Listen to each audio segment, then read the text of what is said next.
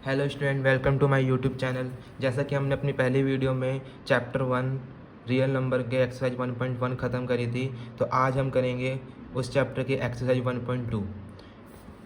तो 1.2 का पहला सम है prove that root 5 is an irrational. हमें प्रूव करना है कि रूट 5 क्या है, एक इरेशनल है। तो हम कैसे इसे प्रूव करेंगे? रूट 5 को हम लेट कर लेंगे, हम इसका अपोजिट मान के चलेंगे। हम लेट कर लेंगे रूट 5 इज़ रैशनल। हम मान लेंगे रूट 5 क्या है, एक रैशनल। और रैशनल की फॉर्म क्या होती है? यदि रूट 5 एक रैशनल है तो रूट 5 को हम लिख सकते हैं इक्वल a अपॉन बी। यहाँ पे जो b है वो नॉट इक्वल क्या होगा, 0 के। Root 5 equal a upon B मान लिया, b नॉट इक्वल क्या होगा, 0। एंड ये जो a और b हैं, here a and b are coprime integers. Coprime integers क्या होते हैं बेटा? मतलब ऐसे नंबर जिनका कॉमन फैक्टर कितना होता है, 1। तो root 5 equal a upon B, B not equal 0। B not equal 0 इसलिए कहते हैं कि अगर नीचे 0 आ गया तो ये हमारा रैशनल नंबर नहीं होगा, ये हमारा बन जाएगा इन्फिनिटी। तो इसीलिए बी नॉट इक्वल 0 होता है। A and B are coprime integers at root 5। B divide से इधर क्या हो जाएगा, मल्टीप्लाई में इक्वल a आ जाएगा। अब हम क्या करेंगे, इसके स्केयरिंग बोथ साइड करेंगे। Squaring both side, squaring both side करेंगे तो रूट 5 बी ये स्क्वेयर हो जाएगा, ए का भी क्या हो जाएगा, स्क्वेयर। रूट 5 बी का स्क्वेयर कितना होगा, 5 बी स्क्वेयर। ए का स्क्वेयर कितना होगा, ए स्क्वेयर। ओके, नाउ आप देखो, आप ये 5 क्या है मल्टीप्लाई में, इधर क्या आएगा डिवाइड। तो 5 क्या कर रहा है, 5 ए स्क्वायर क्या कर रहा है, डिवाइड कर रहा है। तो A square is divisible by 5।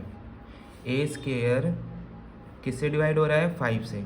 यदि कोई नंबर का स्क्वायर किसी नंबर से डिवाइड होता है, यदि उसका स्क्वायर भी ना हो, मान लो ए है, तो A is also divisible by 5। Divisible by 5 मतलब A square is divisible by 5, then तो ए भी क्या होगा, डिविजिबल बाय 5 होगा। ओके स्टूडेंट, अब हम करेंगे, यदि ए इज़ ऑल्सो डिविजिबल बाय 5 तो हम लेट कर सकते हैं, ए को हम मान सकते हैं 5c। लेट कर सकते हैं a equal 5c। a equal 5c है तो हम इसको हम इक्वेशन 1 मान लेते हैं और इसको हम पुट कर देंगे इन इक्वेशन फर्स्ट में। तो क्या है, 5b स्क्वायर इक्वल a की जगह हम क्या लिख सकते हैं बेटा, 5c। 5b स्क्वायर रहेगा, 5c का स्क्वायर कितना हो जाएगा, 25c स्क्वायर। यहाँ आप देखो 5 1 सा 5, 5 5 सा 25। यहाँ का बचा बेटा b square equal 5c square. Okay student, यहाँ आप देखो ये 5 मल्टीप्लाई में इधर क्या होएगा, डिवाइड। तो यहाँ पे भी क्या हो रहा है, b square is divisible by 5। b square is divisible by 5, तो b is also divisible by 5। यदि b स्क्वायर 5 से डिवाइड होता तो b भी क्या होगा, 5 से डिवाइड होगा। तो यहाँ पे हमने देखा कि a एंड b आर को प्राइम थे जब वो रैशनल थे, बट यहाँ पे देखो a किससे डिवाइड हो रहा है, 5 से। यहाँ b किससे डिवाइड हो रहा है, 5 से। तो here a and b having common factor कितना आ रहा है बेटा दोनों का, 5। रैशनल नंबर वो होते हैं जो को प्राइम होते हैं, बट इनका कॉमन फैक्टर कितना आ रहा है, 5। तो ये रैशनल नंबर नहीं कहलाएगा। यदि ये रैशनल नंबर नहीं है तो ये जो हमारी कंट्राडिक्शन है, दिस कंट्राडिक्शन हैज़ अराइजन, ये जो विरोधाभास आया है ये किस कारण आया है, बिकॉज आवर अजम्पशन इनकरेक्ट, या फिर आप रोंग लिख सकते हैं।